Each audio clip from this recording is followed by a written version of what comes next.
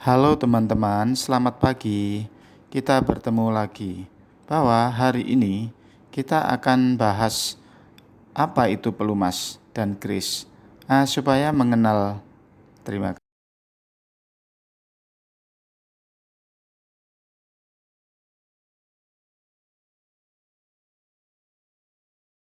Pokok bahasan hari ini adalah apa itu pelumas? Prinsip dasar pelumas. Apa fungsi dari pelumasan? Bahan dasar dari oil mineral, bahan dasar dari oli sintetis, apa saja standar pelumas? Apa itu kris? Nah, akan kita bahas untuk selanjutnya. Sebelum kita lanjut lebih jauh dan lebih mengenal, sebenarnya apa itu pelumas? Coba, ini sering kita dengar sehari-hari pelumas. Kita semua punya kendaraan, punya mesin, oh kasih pelumas. Lalu, apa sebenarnya pelumas itu? Ada yang tahu? Nah, coba kita buka apa sih arti sebenarnya dari pelumas. Pelumas adalah zat kimia yang umumnya cairan yang diberikan di antara dua benda bergerak untuk mengurangi gaya gesek. Nah, jadi seperti inilah cara kerja dari sebuah pelumas. Untuk selanjutnya, prinsip dasar pelumas. Di sini terdapat dua jenis lubrikan yang biasa kita gunakan dalam pemakaian sehari-hari, yaitu solid lubricant dan liquid lubricant. Oli merupakan jenis liquid lubricant, sedangkan grease merupakan salah satu bentuk solid lubricant.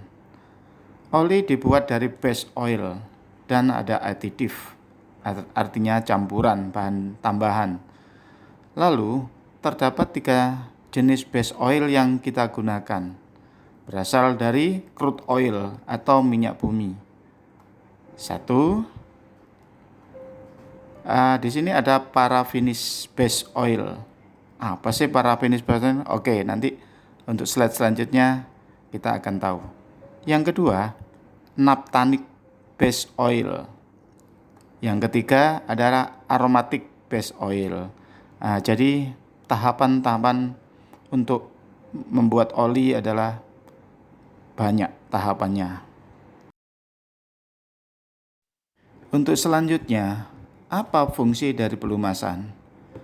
Coba secara umum pasti teman-teman tahu. Tapi oke lah, coba kita lihat di slide 5 ini. Jadi, fungsi pertama keberadaan oli pelumas bagi mesin adalah untuk mencegah kehausan pada permukaan bagian-bagian mesin. Lalu, fungsi kedua yang utama dari oli pelumas adalah sebagai penghantar panas itu sendiri. Oke.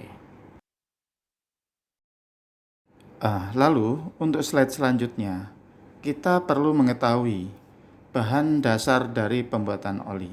Nah, di sini disebutkan salah satu paraffinic oil adalah produk processing oil dengan karakteristik kelenturannya dan dapat menyediakan warna selain warna hitam. Nah, kita lanjut untuk yang kedua. Di sini ada bentuk naphthenic base oil. Ini dimurnikan dari sulingan minyak mentah. Minyak dasar naphthenate memiliki kandungan aromatik yang sangat rendah dan kandungan parafin atau lilin yang rendah juga. Nah, karakteristik ini memungkinkan titik tuang rendah pada viskositas yang lebih ringan dan tingkat solvabilitas yang tinggi, di mana viskositas yang lebih tinggi diperlukan. Lalu, yang ketiga adalah aromatic oil, yaitu suatu produk processing oil dengan basic aromatic.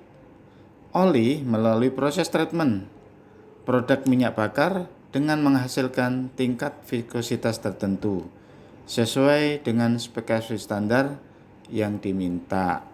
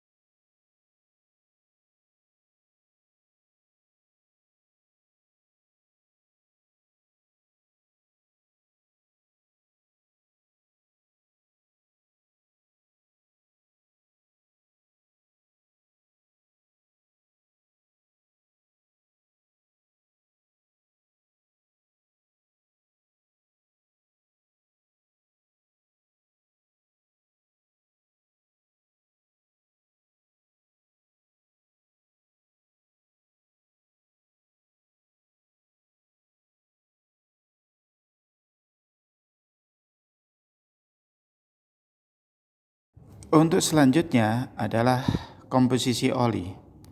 Oli terbuat dari 80 sampai 80% base oil dan 15 sampai 20 aditif. Artinya 20% campuran.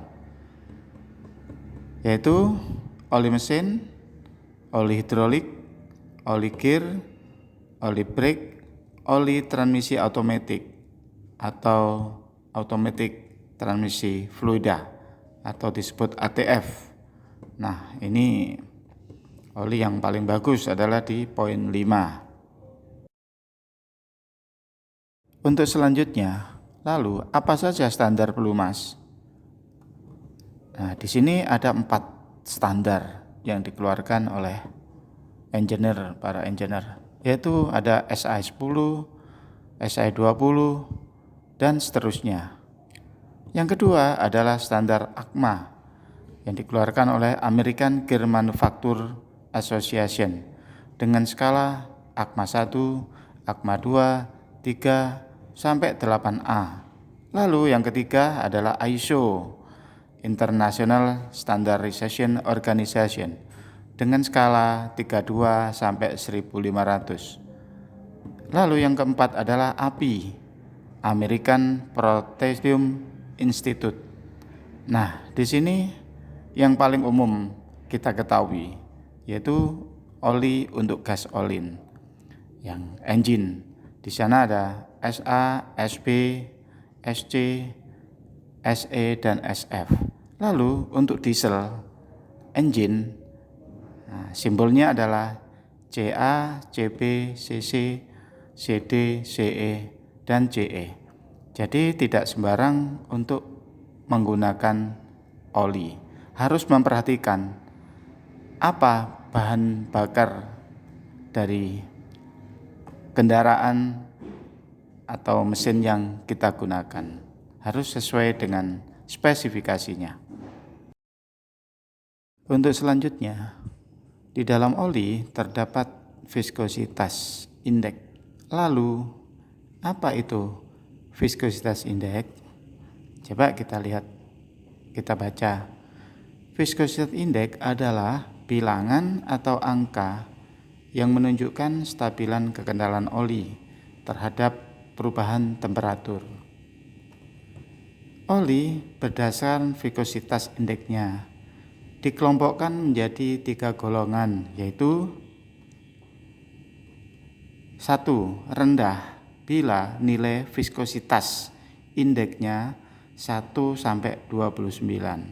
2. Sedang bila nilai viskositas indeksnya 30 sampai 79. 3. Tinggi bila nilai viskositas indeksnya 80 sampai 100. Contoh, di dalam tabel, contohnya dalam tabel, coba teman-teman lihat di sana ada nama oli B30, ada meseran 30. Nah, di sana sudah mencantumkan viskositasnya, tingkat kekendalannya.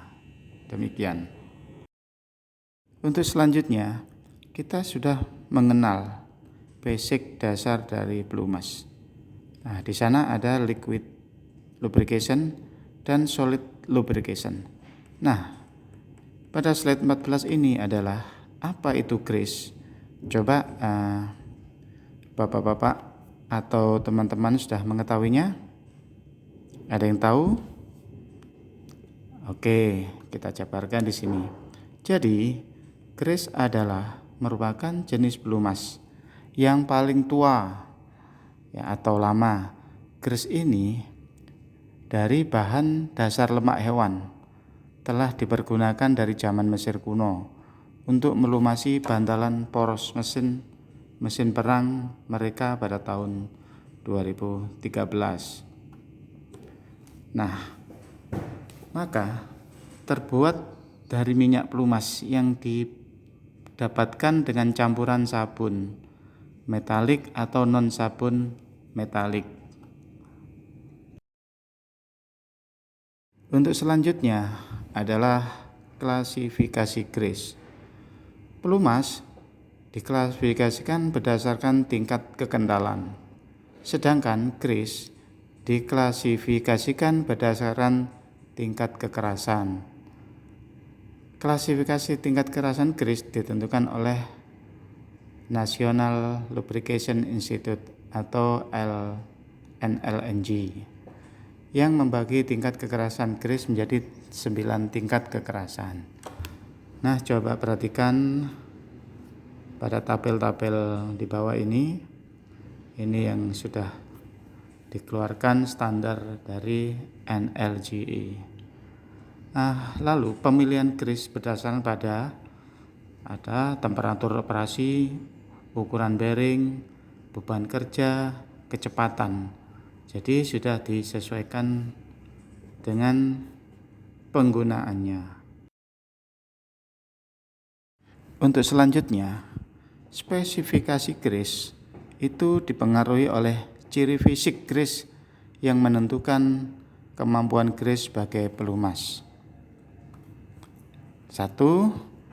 Yaitu penetrasi adalah kemampuan grease melakukan penetrasi dipengaruhi oleh kekentalan grease.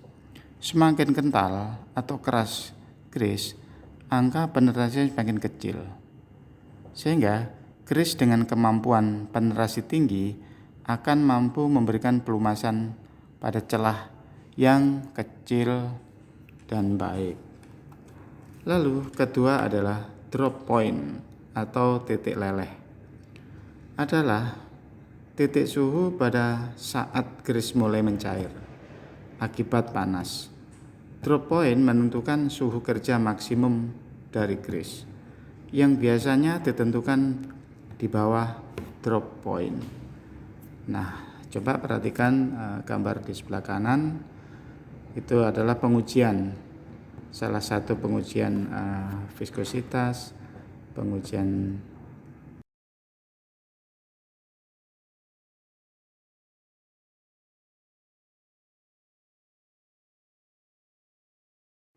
untuk selanjutnya, bagaimana pelumasan yang benar?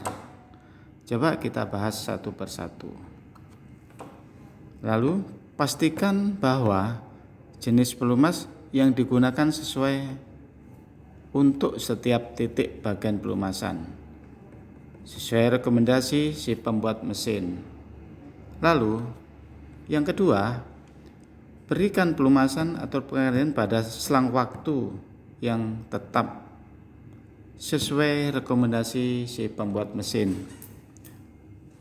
Lalu yang ketiga, berikan pelumasan atau penggantian pelumas dengan cara yang tepat dan sesuai petunjuk dari operasional mesin. Lalu yang keempat, berikan pelumasan dalam jumlah yang tepat sesuai petunjuk perawatan dan pengoperasian. Lalu yang kelima, jaga agar pelumas tetap bersih dengan cara menutup tempatnya dan menjaga kebersihan ruang penyimpanannya. Lalu yang terakhir, berikan pelumasan dengan peralatan bersih dan cegah terjadinya kontaminasi pelumas.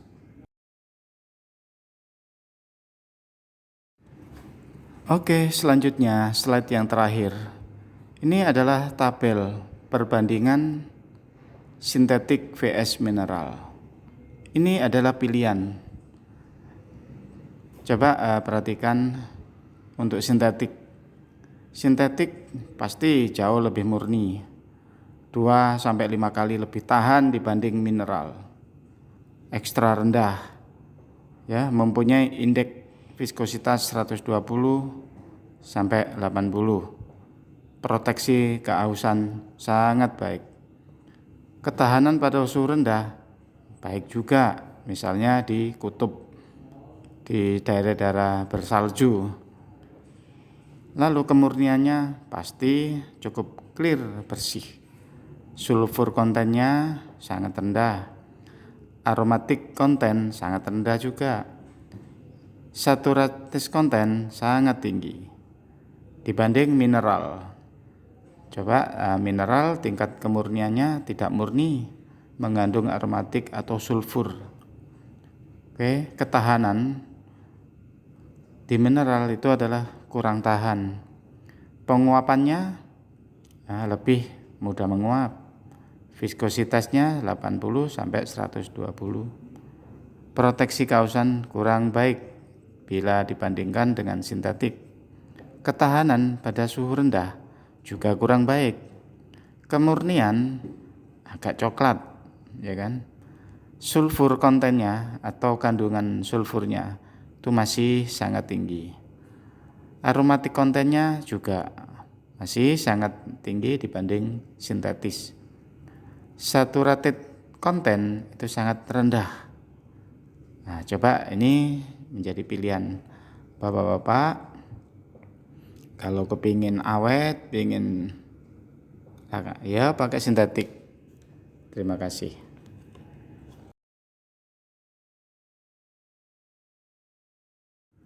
Yang terakhir, kami mengucapkan terima kasih. Selamat bekerja dan salam sehat.